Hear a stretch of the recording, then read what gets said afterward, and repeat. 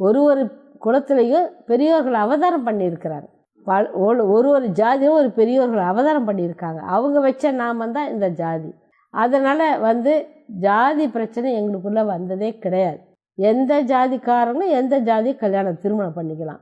இப்படி தான் வச்சுருக்காங்களே தவிர, அப்புறம் தன் மக்களுக்குன்னு திருமணத்தை தெய்வம் முறையாக நடத்தி காட்டினாங்க. ஒரு 21 பேர் அப்போ நடத்தி காட்டினாங்க. அதில் மங்களதாரகை, அது பேர் வெளியில் தாலின்னு சொல்லுவாங்க. எங்கள் மதத்தில் அதற்கு பெயர் மங்களதாரகை. எவ்வளோ பேரே மங்களமாக இருக்குது பாருங்கள். அது பார்த்தா 6 இதழ் இருக்கும், நடுவில் சூரியன் போல் ஒரு வடிவம் இருக்கும்.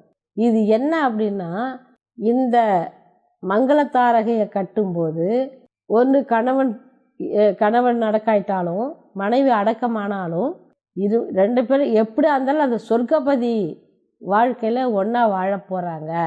அதனால் இந்த மங்களதாரகையை எடுக்கிறது கிடையாது. எங்கள் தெய்வ உத்தரவு. தெய்வம் அப்படி வாழ வச்சாங்க பெண்களை. அதனால் இன்றைக்கி பெண்களுக்கு ரொம்ப பிடிக்கும். ஏன்னா இப்படி மங்களதாரகை போட்டுட்டு பார்த்தா அது இழந்த மாதிரி தெரியாது. மஞ்சள் பூசிப்பாங்க, குங்குமம் வச்சுப்பாங்க, பூ வச்சுக்குவாங்க, எல்லாமே செய்வாங்க. அதுக்கு ஒரு மாற்றமே கிடையாது. தெய்வம் அப்படி வச்சாங்க, பெண்களை வாழ வச்சாங்க. அதனால் நிறைய பெண்களுக்கு மெய்வெளில வரணும் ஒரு ஆசை வந்துக்கிட்டு இருக்கிறாங்க. அவங்களும் நல்லபடியாக அடையட்டும். இதில் ஒரு முறை என்ன பண்ணாங்க, ஒரு அனந்தருக்கு ஒரு அனந்தருடைய மனைவிக்கு உடம்பு சரியில்லை, ஹாஸ்பிட்டலுக்கு போயிட்டாங்க. போயிட்டு அவங்க எப்போ மூலமந்திரம் தான் எங்கள் நாவல் இருக்கும். மூலமந்திரத்தை தவிர வேறு எதுவும் சொல்லவே மாட்டாங்க. அவங்க பாடல்கள், அவங்க நினைவுகள் தான் எங்கே போனாலும் அதுதான் இருக்கும். அப்போது அந்த மூலமந்திரம் சொல்லிட்டு மனைவி அடக்காயிட்டாங்க. அடக்கான உடனே இவங்க தெய்வத்துக்கிட்ட போயிட்டாங்க. அவங்க சொன்னது இது. இத்தனைக்கு இப்படி சொல்கிறாங்க பாருங்க. போயிட்டு வந்தவங்க யாராவது சொல்லுவாங்களா? போகிறவங்க சொல்லுவாங்களா? அவங்க கொஞ்சம் சோகமாக இருக்கிறாங்க. என்னடி சோகமாக இருக்கிறன்னு தெய்வம் உத்தரவு பண்ணுறாங்க. உங்கள் வீட்டுக்கார்ட்ட சொல்லிட்டியா அப்படின்னு கேட்குறாங்க. இல்லை தெய்வமே, சொல்லலை. ஹாஸ்பிட்டலில் அப்படியே அடக்காயிட்டாங்க. சொல்லலை தெய்வமே. போய் சொல்லிட்டு வாடி. சொல்கிறது இல்லையா?